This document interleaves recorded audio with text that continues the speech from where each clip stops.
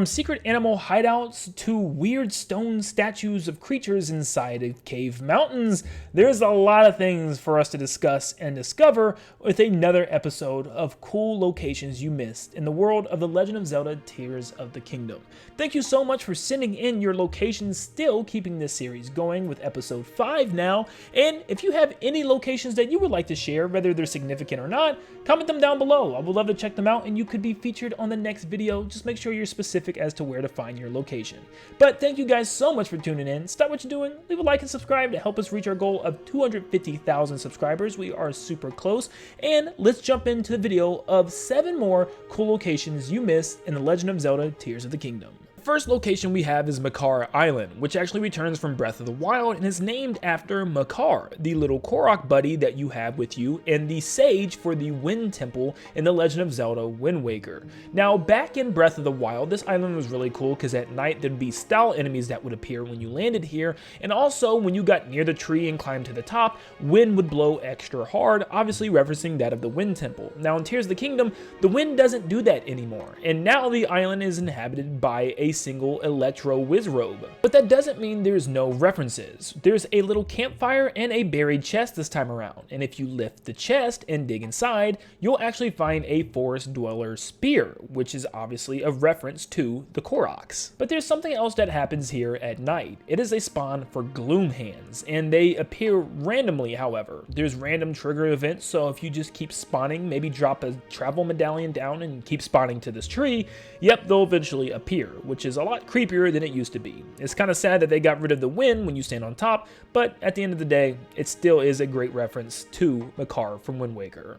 Next location on this list is the House of Bones at Skull Lake. This time in Tears of the Kingdom, you can actually go into both the right and the left eyeballs. The right is a cave and the left one takes you down into the depths and into the House of Bones. Now, the House of Bones is actually a giant cave full of style enemies, and that includes a Stalnox, which you can fight in order to get a reward. I'm not 100% sure what the reward was because I've done it before in the past and now I just can't remember, but an easy way I can also tell you to take these guys out is to simply throw a Dazzle Fruit on the ground and it will act like it's daytime to the style enemies and they'll all just fall back into their pile of bones and die. Now you can't do this for the Hinox, you actually have to fight him, but it's a cool little unique area full of style enemies. Next up we have the Coco Hideout. This is actually a little hideout for these roosters that are all over Kakariko Village. Now, if you go straight to the morning time by sitting at a campfire and resting, you will see 2 of them actually start walking up the path into a little hole in the mountain. What's interesting is you can pick one up and chuck it off the mountain and it will still find its path right back up to the mountain.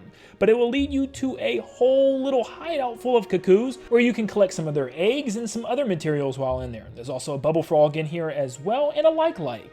But yeah, it is part of a side quest with the shop merchant in Kakariko Village, so you'll be able to complete that side quest eventually after doing a couple more in the area, but I just thought it was a really cool area that needed to be shown off.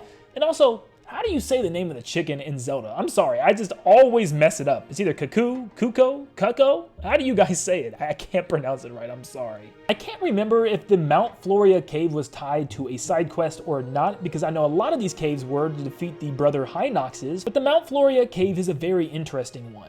So you get to dive into this waterfall and it's a cave that's right behind it, which is really pretty to look at. There's a lot of them in this region, but this one's just really cool, okay? But you'll go into here and you get to actually build your own little car contraption or tank that you want to drive into this enemy encampment inside the cave. And you get to drive through and just blast enemies, collect more parts for your car, and keep building it up until you get to the very end. There's a little path for you to drive in and secrets all within the cave, and it's a really cool area. I like seeing what I could build and seeing the things that I could do, but at the same time, I blew myself up a lot because I had an auto turret that just kept hitting me, but it's a really cool area to just play around with and explore some of your tools and using Ultra Hand. There's a really cool pond up on Satori Mountain, and it's right behind a shrine that's up there. If you turn around and look, you'll see lots of birds and also lots of bulls that are all messing around in the pond water. And I'm not just talking about a couple. There are a lot of animals in the pond. Now you can just go check them out and like tiptoe by them, or if you're like me and you really need some meat in order to cook some meals, you can set fire to the whole place. And then my controller died. That's what I get. You know what? I just destroyed a whole civilization of creatures on this mountain. I guess I got punished by Satori Mountain.